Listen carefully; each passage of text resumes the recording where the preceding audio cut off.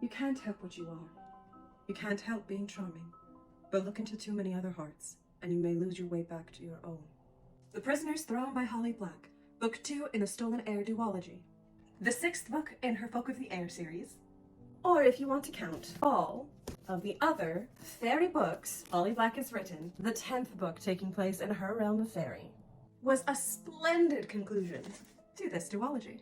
There will be spoilers ahead for all of Holly Black's fairy books, including The Stolen Heir. Might I suggest watching that review so you can get an idea of what this duology is all about? Of course, if you don't mind spoilers, then what are we waiting for? I adored Ren's POV, but I found Oak's a little more compelling.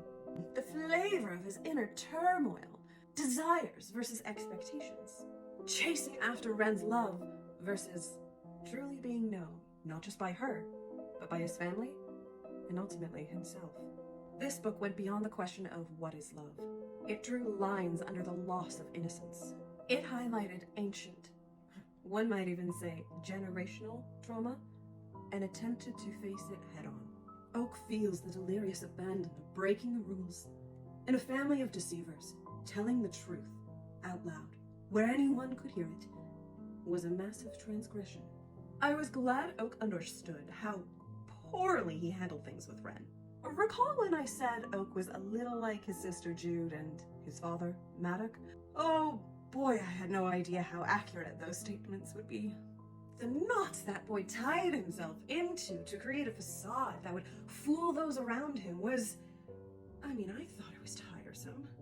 I do love a big, true character reveal, though. And when it was happening, I was on the edge of my seat reading it. When everything fell into place, Oak's family understood him. With Carden, surprisingly, being the one to fully understand where Oak was coming from, before anyone else did. Having spent a great deal of time playing the fool myself, Carden says, I recognized your game. Not at first, but long before Jude. She didn't want to believe me, and I'm never going to tire of crowing about being right. I know many people are huge fans of Jude and Carden, and to them, they are the main characters of the series.